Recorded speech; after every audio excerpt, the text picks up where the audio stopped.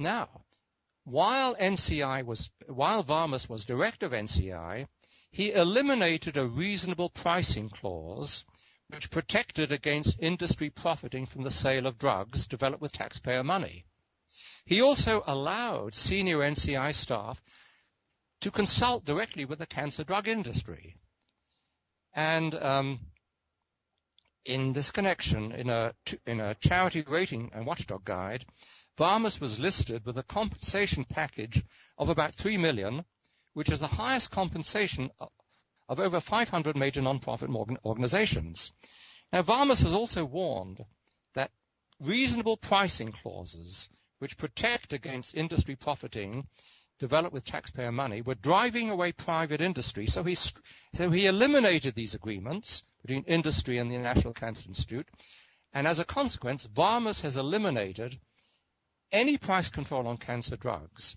Now, I've taken very, very strong position on this and have warned against Varmus's position and Varmus's unsuitability to head up NCI. And very recently, Varmus has disclaimed any interest in becoming the future director of the NCI.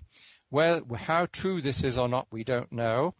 But to have somebody who says there's no way of preventing cancer, and who is while directing the National Cancer Institute, he was dipping into industry money and allowing his senior staff to do so.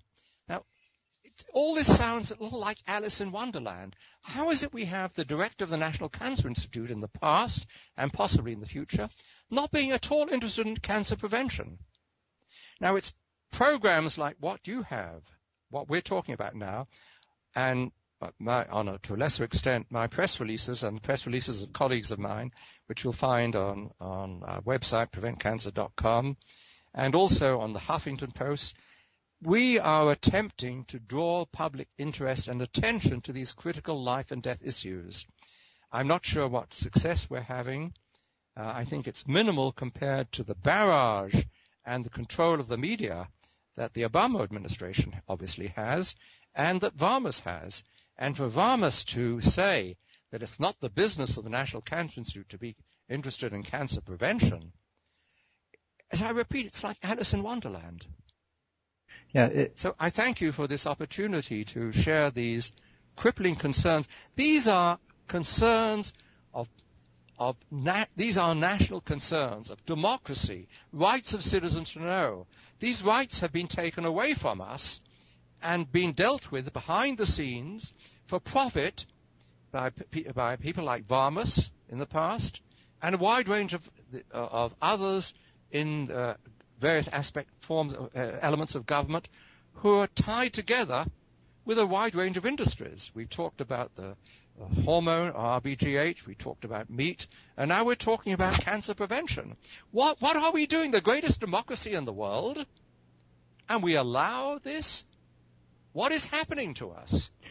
Why don't we exercise some degree of control over those who are supposed to guide us, direct us?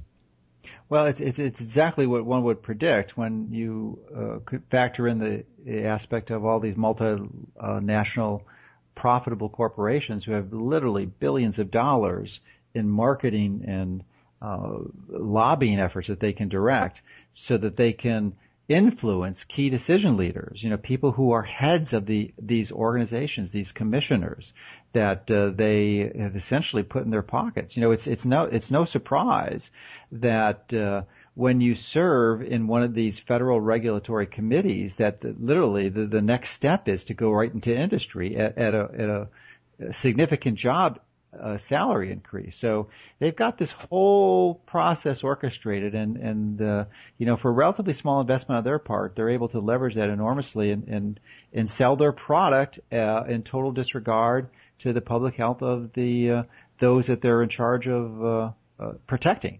So it really is a challenge. But the issue, as you mentioned earlier, is to inform and educate the individuals, the consumers, so they can make an intelligent choice. And that's what we're doing. We did it last year with the swine flu vaccine. And despite President Obama coming out and declaring a public health emergency despite just about every public health authority advising and recommending, and encouraging, pleading with people to get the vaccine.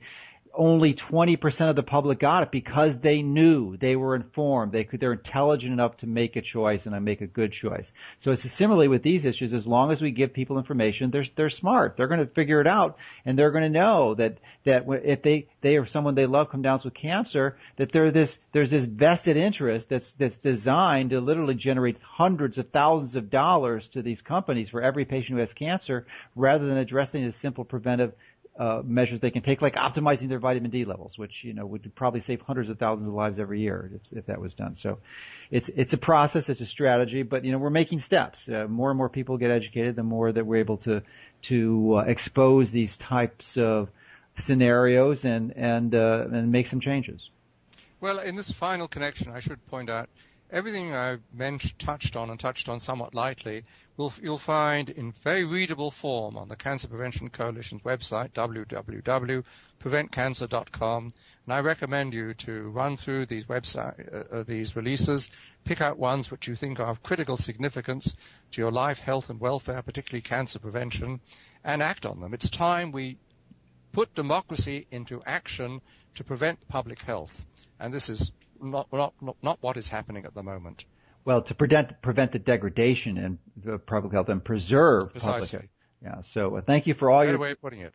Yeah. Thank you for all you're doing, and we greatly appreciate leaders and experts and professionals like yourself who have really committed their lives to just doing that, to actually truly, authentically, and sincerely protecting the public health, because, we need people like you out there to help us understand this. So thank you. Well, thank you very much. It's been a pleasure.